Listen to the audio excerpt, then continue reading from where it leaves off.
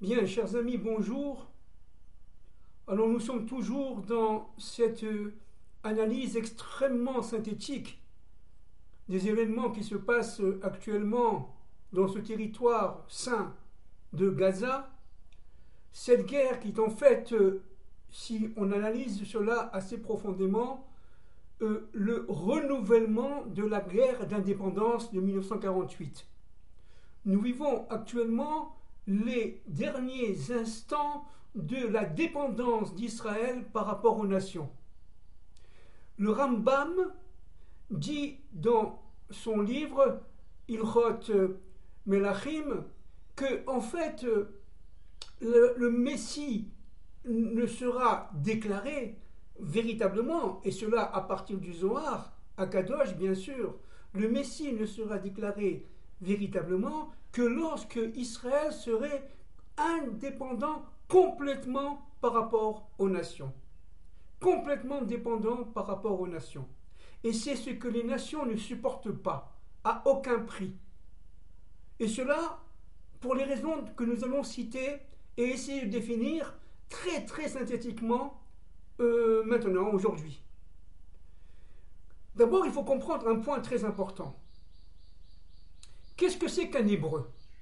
Alors nous avions dit souvent qu'un hébreu, c'est quelqu'un qui était au-delà de l'histoire, qui est au-delà des mondes civilisationnels, qui essaye de faire le lien entre le ciel et la terre.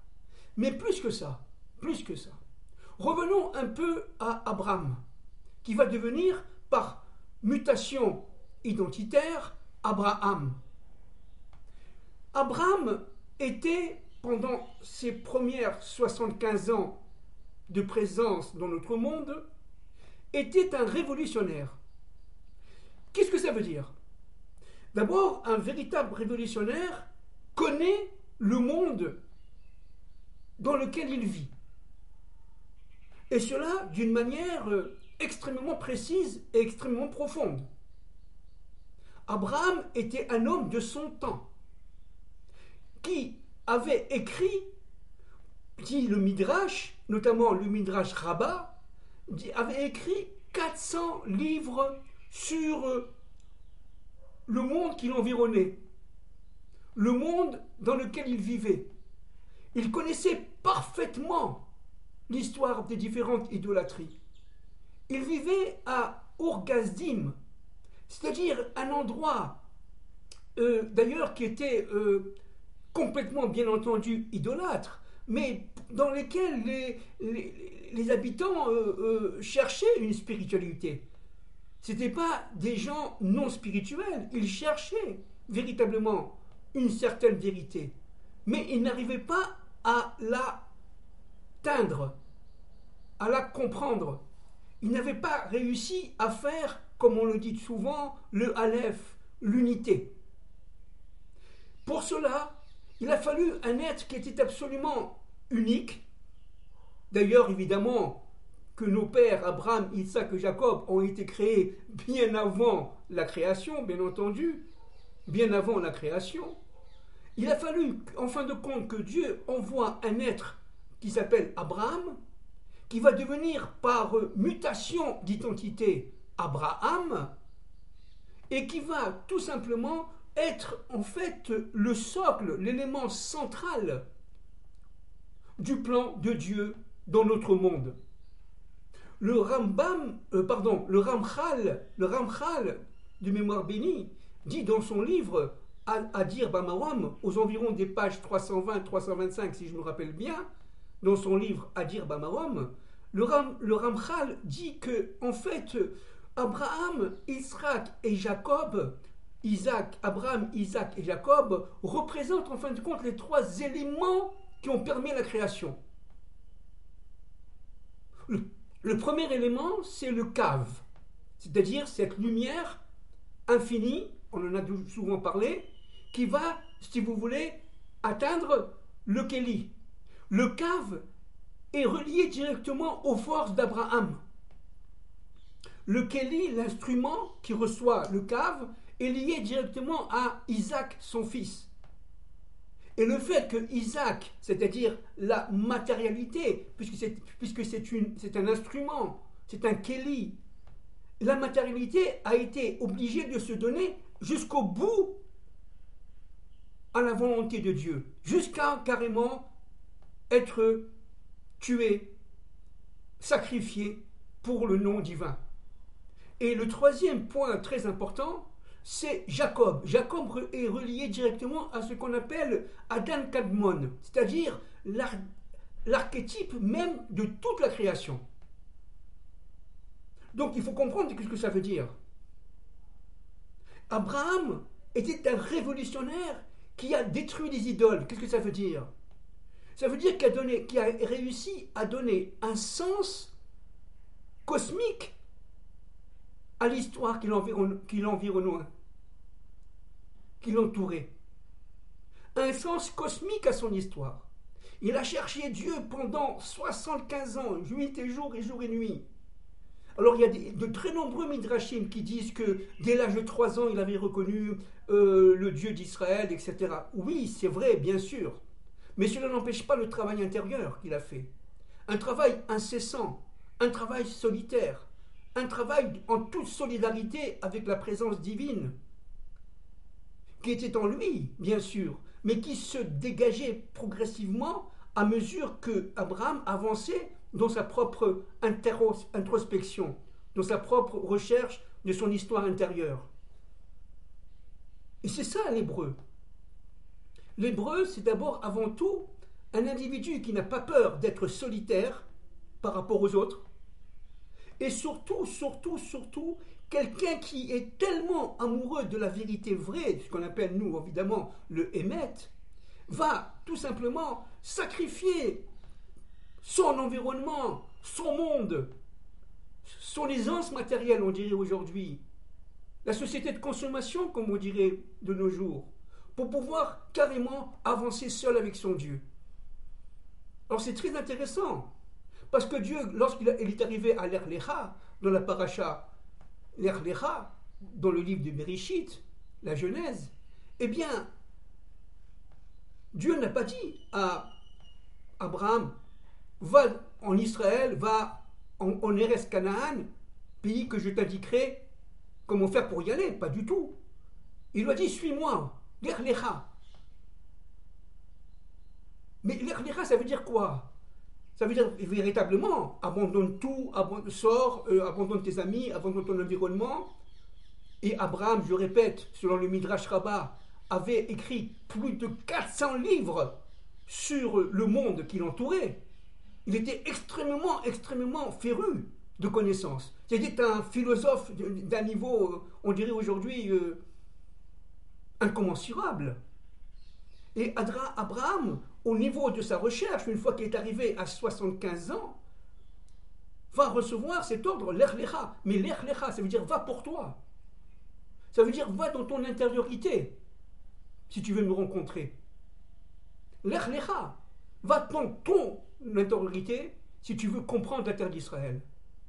Et Abraham, sans aucun souci, sans aucune formalisation, il ne se formalisait pas. Il allait droit avec son Dieu, comme Moïse, plus tard, le fera d'ailleurs. Abraham, c'est le fidèle parmi les fidèles. Il avait confiance absolument en Dieu. Il n'avait pas besoin du tout que Dieu lui dise où il va. Et il allait, avec sa femme évidemment, avec son neveu Lot, etc. Alors donc il faut comprendre un point très important, c'est que cette guerre de Gaza, n'est-ce pas, est une guerre identitaire. Il y a eu, si on prend les 75 comme par hasard dernières années, 1948 à 2023, que s'est-il passé en fait? Il s'est passé une période de 75 ans dominée par un certain nombre de guerres en Israël, au Moyen-Orient. Ces guerres, en fait, sont des guerres de mutation, sont des guerres qui vont permettre de révéler l'identité propre d'Israël période par période. Prenons un exemple. Pendant des millénaires, Jacob régnait dans le monde juif. Et Jacob est lié directement à l'exil. Son travail, ça a été de résider dans les tentes de Shem. Ça veut dire dans les synagogues, dans les centres de prière et les centres d'études, pendant des millénaires. Pourquoi? Parce que le temps était un temps, d'abord, où il fallait tenir face aux nations, face à la souffrance, face à tout simplement à la haine, face à la violence. Il fallait tenir. Et pour tenir, il fallait absolument être fidèle à son Dieu à partir de la Torah. Donc, je ne sais pas si on s'en rend compte, 2000 ans, je répète, de souffrance, plus ou moins espacée d'époques de calme, avec une volonté de feu, de fer, d'être fidèle à la Torah d'Israël. Et malgré tout, y compris malgré les ennemis qui étaient réfugiés en son sein, notamment une partie du Erev Rav, ceux qui m'écoutent savent de quoi je parle. Et voilà que en 1948, il y a eu une mutation identitaire. On passe du juif, Jacob, à Israël. Mais cet Israël-là sera dans un premier temps laïque. Laïque. Pendant la guerre de 48, n'est-ce pas, là où les ennemis d'Israël ne supportaient pas cette guerre, cette crise identitaire, en 1948, cette transmutation, cette mutation identitaire a provoqué le réveil des pays qu'on appelle aujourd'hui arabes. Il s'agissait d'une guerre d'indépendance. Par rapport à quoi? Maintenant on comprend. Par rapport à notre propre exil. Les pays arabes nous toléraient comme étant des dhimmis, c'est-à-dire des citoyens de seconde zone, mais en aucun cas dans un espace indépendant sur une terre qui est la nôtre depuis Abraham Avinu, indépendante. Mais pourquoi on a été attaqué en 1948 d'une manière totale? Parce que tout simplement les forces d'obscurité ne supportent pas la mutation identitaire d'Israël. Pourquoi? Parce qu'elle est annonciatrice de la mutation identitaire de l'universel, du monde. Vous comprenez? Alors, il s'agit véritablement de la guerre, dans sa dernière étape, de la guerre de Gog et Magog.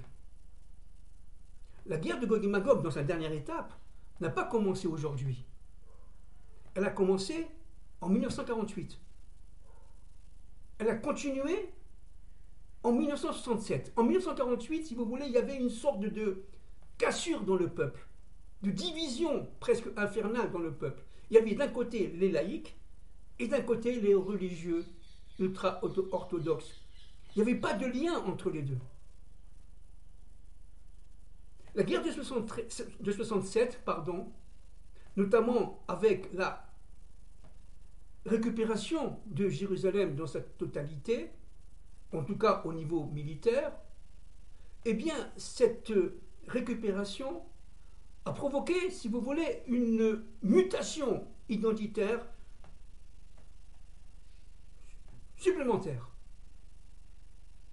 On passe de juif à Israël en 1948, un Israël laïque, mais on passe en 1967 au niveau de la récupération des territoires qui sont des territoires très importants pour la messianisation d'Israël et du monde. Ce sont les territoires de Judée, Samarie et de Jérusalem, de manière à tout simplement permettre la transmutation identitaire. Si vous voulez, en 1967, il y a eu une sorte de retour d'Abraham avec l'Ech Lecha, dans sa première phase. Et que s'est-il passé en 1967? Il s'est passé, en fin de compte, une sorte de prise de conscience de ce qu'on appelle aujourd'hui d'un sionisme religieux. Parce que le sionisme, jusqu'alors, se disait laïque. Là, il y a eu une sorte de réveil à partir de grands maîtres comme le Rav Kook, évidemment, comme le Rav Moliver, et ce n'étaient pas les seuls, bien entendu. Mais à partir de nos grands maîtres, le Rav Kook père, le Rav Kook fils, eh bien, il y a eu, si vous voulez, cette prise de conscience nouvelle, identitaire, que, en fin de compte, Israël, laïque, j'allais dire presque accouché d'un Israël sioniste religieux. Vous voyez, ce que les Arabes, ce qu'on appelle aujourd'hui les Arabes, ce que les pays arabes n'ont pas supporté en 1973, d'où la guerre de Kippour. Et cette guerre de Kippour a annoncé un nouveau type de mutation. Vous voyez, à chaque niveau de mutation, je répète, il y a eu une intervention divine de manière à ce que les ennemis d'Israël se font une guerre, mais c'est une guerre, si vous voulez, de mutation.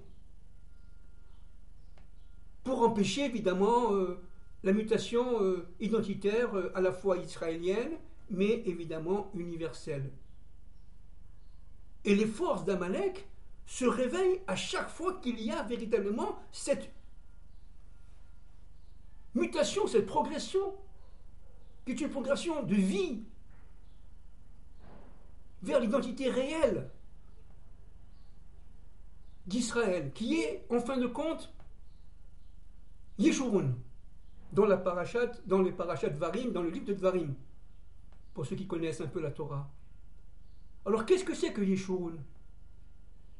Yeshurun, c'est un état identitaire dans lequel existe, dans un premier temps, un universalisme exacerbé.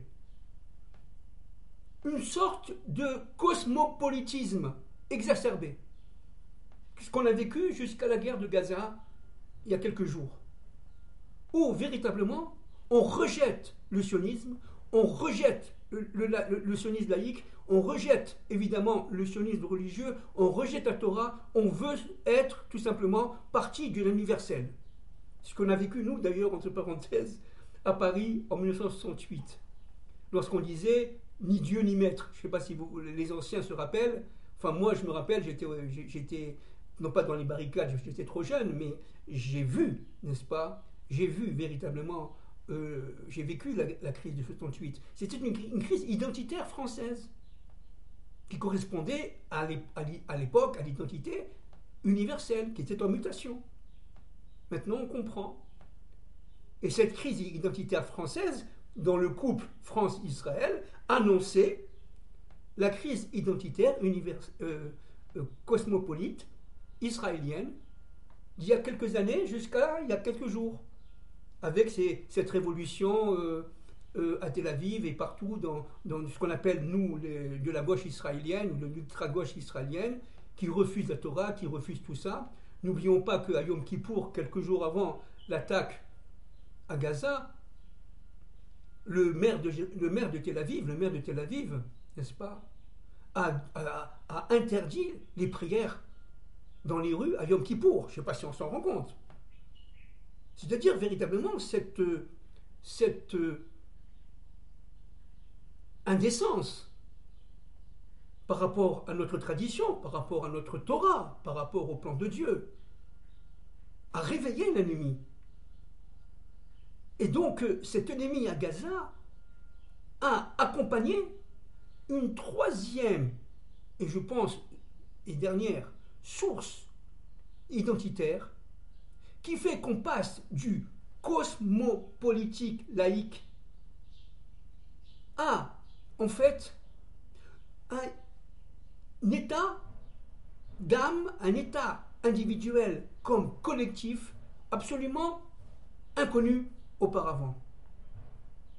On devient tout simplement universel.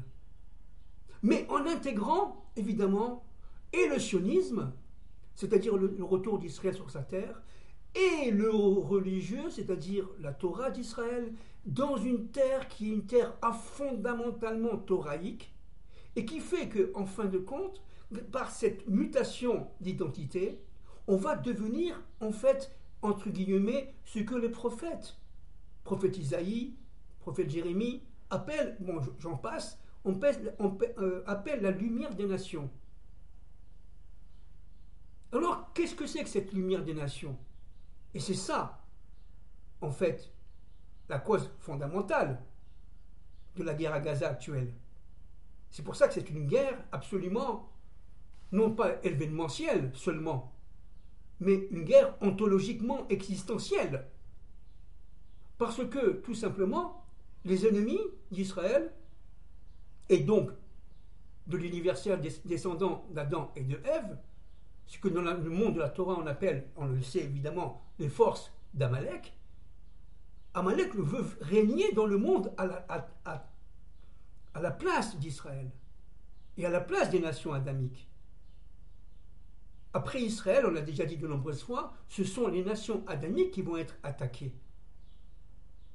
Donc, ce que nous vivons aujourd'hui, c'est, en fin de compte, l'identité Yeshurun qui apparaît. Et c'est pas pour rien que mon association s'appelle Yeshurun. Tsur, Yeshurun. Tsur signifiant en français au rocher. Et Yeshurun, c'est tout simplement le nom donné par Dieu dans la Torah à cet être collectif qui s'appelle Israël, mais en pleine transmutation vers l'universel. Ce qui s'est passé jusqu'à il y a quelques semaines, c'est l'extériorité de sa prise de conscience universaliste d'Israël. Vous voyez? Mais c'était, si vous voulez, une sorte d'enveloppe, certes extrêmement, au niveau de la Torah, impure, parce que cette enveloppe se battait contre la sainteté d'Israël et la Torah d'Israël, mais seulement en fin de compte, cette enveloppe-là, en fin de compte, annonce la transmutation identitaire fondamentale attendue depuis des millénaires d'un Israël laïque qui devient, disons dans sa globalité, un Israël laïque, mais acceptant le sionisme religieux, et ces sionistes religieux vont rentrer au gouvernement d'Israël, mais aussi et surtout, vous allez avoir ce réveil du cosmopolitisme devenu universalisme. Alors qu'est-ce que c'est qu'Yeshurun? C'est les trois mutations identitaires qui, chacune, en complémentarité avec l'autre, permet tout simplement la naissance du Messie. Et à partir de Jérusalem. Alors vous allez me dire, mais alors qu'est-ce que c'est que Jérusalem? On le sait évidemment. Jérusalem est un endroit absolument incroyable qui permet de dire à l'humain que dans ce monde-ci, il y a les autres mondes. Qu'on n'a pas besoin de se tuer, qu'on n'a pas besoin de glorifier la mort pour atteindre je ne sais quel nirvana. C'est dans ce monde-ci qu'il faut avancer. Jérusalem, c'est la sanctification de la vie. Certainement pas la sanctification de la mort. Alors qu'est-ce que c'est que la vie? On le sait. C'est l'union du ciel et de la terre. Réaliser chacun de nos actes et chacun de ces actes prenant son sens fondamental, chaque acte étant complémentaire à l'autre. Et cela est la condition nécessaire, obligatoire. À quoi, selon vous? À la liberté vraie.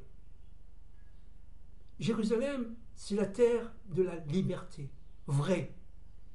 Il ne s'agit pas de liberté sociale, liberté politique, liberté syndicale ou liberté économique. Non, non, non. Non, non, non. Il s'agit, avec Jérusalem, de sortir des limites de l'Égypte, des limites de notre monde, qui est aujourd'hui effectivement dans la malchoute, c'est-à-dire dans ce bas monde de matériel et de matérialisation des actes humains. Il faut créer, non, pas créer, pardon, il faut inciter dans ce monde de matérialisation la pensée. N'oublions pas que l'homme est un vave, il est droit, et que Dieu a créé le monde à partir des vaves. On l'a déjà dit de nombreuses fois, selon le Zohar, selon le Ramchal. Et l'homme qui est un vave, c'est un yod, avec une queue. Et c'est ça qui doit être réparé à la fin des temps de l'histoire. Mais pour cela, il faut passer par des mutations d'identité que nous sommes en train de vivre au jour le jour en Eretz Israël. Alors vous vous rendez compte que nos frères qui ne se trouvent pas en Eretz Israël, vous vous rendez compte un peu le chemin qu'ils auront à faire s'ils arrivent à se libérer de leurs propres limites et des catastrophes qui vont survivre là-bas, dans leur monde, le travail qu'il faudra faire, le chemin qu'il faudra accomplir pour pouvoir comprendre le Mashiach, le Messie, qui lui sera à Jérusalem, avec le troisième temple. Parce que la crise identitaire, Israël au niveau collectif, il a fallu combien de temps pour arriver exactement comme Abraham, 75 ans, entre 1948 et 2023. Donc la guerre de Gaza est une guerre tout simplement annonciatrice, certainement finale, de la véritable indépendance d'Israël qui est en devenir d'atteindre l'identité Yeshurun. C'est pour ça que Jérusalem, qui est la ville de la ville, le centre du monde vraiment, de notre monde à nous, et qui comprend évidemment, on le sait, l'ensemble des autres mondes, Jérusalem a besoin d'être réunie avec un peuple unifié, dans un territoire unifié, de manière à quoi faire? À sanctifier les points cosmiques qui se trouvent en lui, par le troisième temple, dans tout Israël, dans le territoire de Gaza, regardez, on répète, et à partir du territoire de Gaza et de la France, dans l'ensemble de l'universel. Donc il s'agit véritablement d'un programme fondamental. Un Jérusalem divisé ne peut en aucun cas, et c'est ce que cherchent les nations ennemies, bien entendu, ne peut en aucun cas remplir son rôle. Puisque Yerushalayim, ça veut dire Ir Shalem. Shalem, ça veut dire en hébreu Shlemut.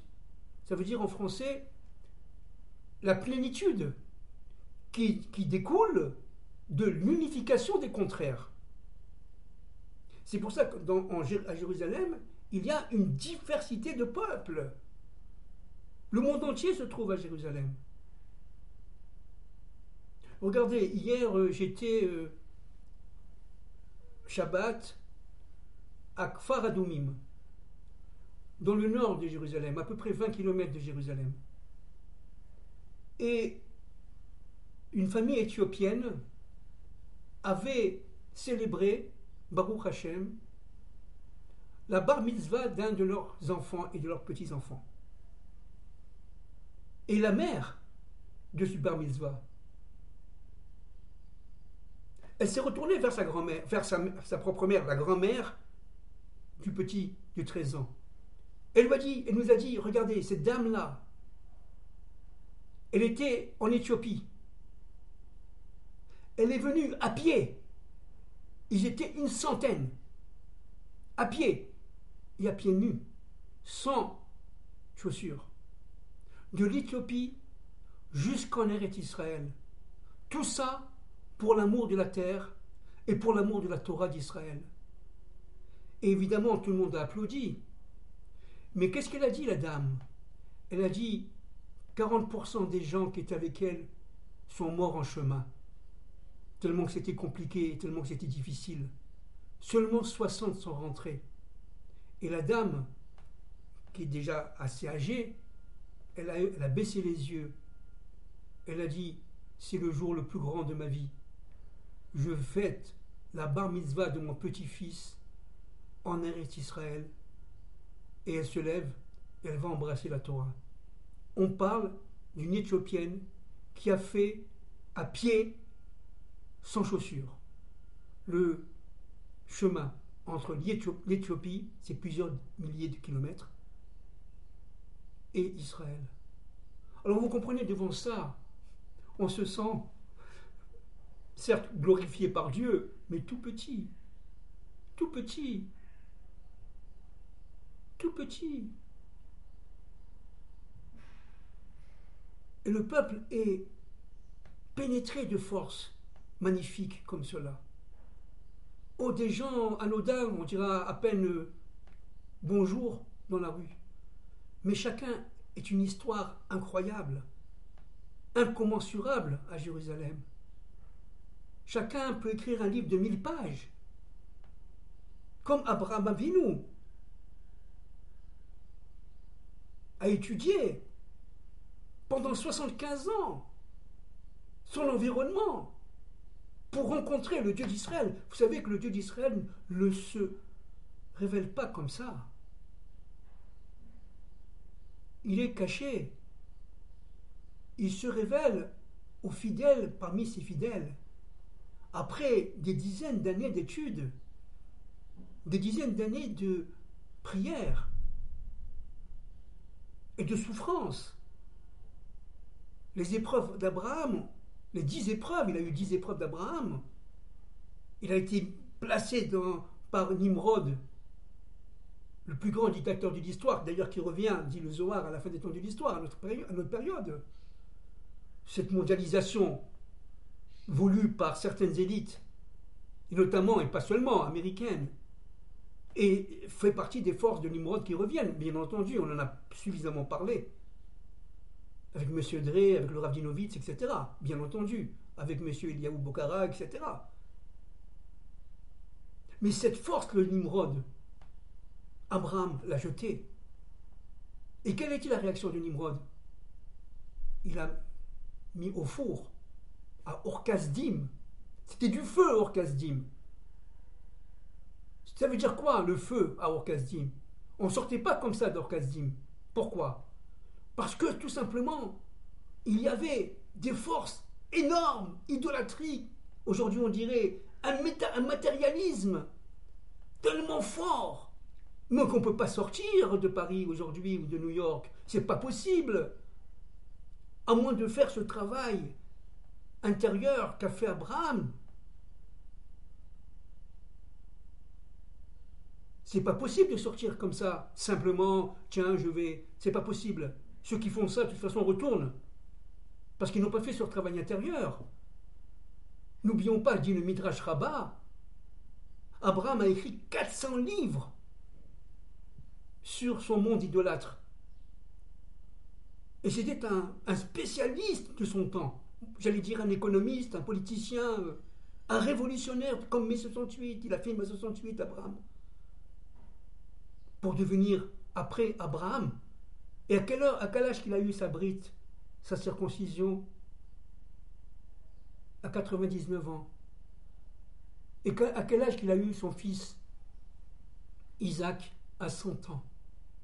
C'est-à-dire qu'Abraham a mis quand même 99 ans pour atteindre le chiffre 8, c'est-à-dire la Bina.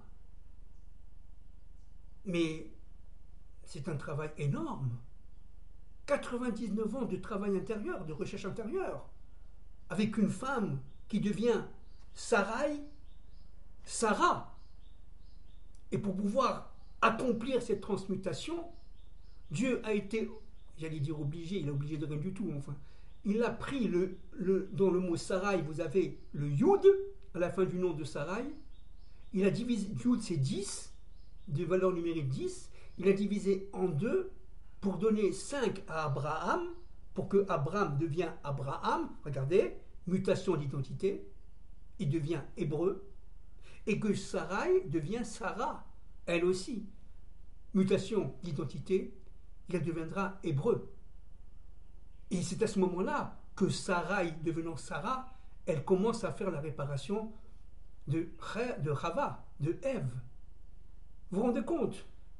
Vous vous rendez compte? Donc la guerre de Gaza, qu'est-ce que c'est? C'est le début de la guerre finale, cette fois-ci, d'indépendance.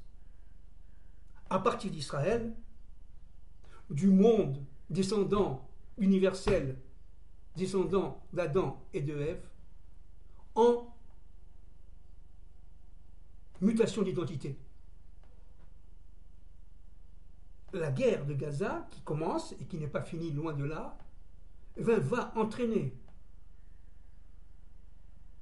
un réveil des nations au niveau identitaire, pour le bien comme pour le mal, de manière à ce que les nations, pour le bien, vont se connecter au Dieu un, mais de l'histoire, afin de devenir elles-mêmes. Si Israël est passé de juif à hébreu, dans le cadre de l'hébraïsation d'Israël, il a fallu passer par plusieurs mutations. On répète, Israël laïque acceptant le Israël religieux, puis Israël religieux et laïque acceptant le cosmopolitisme, vivant en son sein un universel exacerbé qui renie et qui dénie son antériorité, tout cela pour devenir enfin Yeshurun, c'est-à-dire l'être qui va permettre à Jérusalem, au troisième temple, au Messie, enfin de se libérer et d'intervenir en toute connaissance pour le bien de l'humanité tout entière, à partir de Jérusalem, à partir du troisième temple. Donc nous avons, pour finir, du pain sur la planche, mais il s'agit de suivre le plan de Dieu, c'est tout. Et le plan de Dieu, qu'on le veuille ou qu'on ne le veuille pas, nous amènera au bien, à la félicité, au bonheur universel, enfin. Et cela pour l'universel, à la fois Israël, qui est le microcosme de l'universel, on le sait, mais l'universel non juif aussi, qui a évidemment, descendant d'Adam et de Ève, droit à sa part, bien entendu, il sera libéré des chaînons, des chaînes égyptiennes qui l'empêchent tout simplement de reconnaître son Dieu et d'être soi-même. Et cet universel non juif va passer par des crises identitaires, mais cette fois-ci, non pas en 75 ans, mais très rapidement. Ça va faire très peur, ça va faire très mal, parce que l'humanité aujourd'hui, descendant d'Adam et de Ève, on l'a déjà dit de nombreuses fois, dort. Est cloisonnée dans un monde très pervers, mais dans un monde endormissant, des informations, etc., etc. Donc le réveil va être brutal. Comme on a été brutalement réveillé à Simchat Torah il y a quelques jours, et à Shabbat, il y a à peu près 22, 23 jours, eh bien le monde va se réveiller comme cela. Mais la différence, c'est que le monde devra vivre en très peu de temps ce que Israël a vécu en 75 ans de mutation identitaire, pour pouvoir se rejoindre, pour pouvoir rejoindre l'identité Yeshurun de la fin des temps de l'histoire. Voilà, donc vous comprenez bien que Abraham est le père de l'universel, qui a la capacité de se connecter au Dieu un maître de l'histoire. Abraham, c'est ce révolutionnaire qui arrive jusqu'à 75 ans, après un travail intérieur absolument incroyable, rejeté de tous, seul face à tout le monde, mais sûr de lui, parce que ayant cette lumière intérieure, ce Or Haganus, cette lumière cachée en lui, et qui était tout simplement, on l'a dit tout à l'heure par le Ramchal, le cave, c'est-à-dire cette lumière originelle qui nous sauvera tous. Merci beaucoup.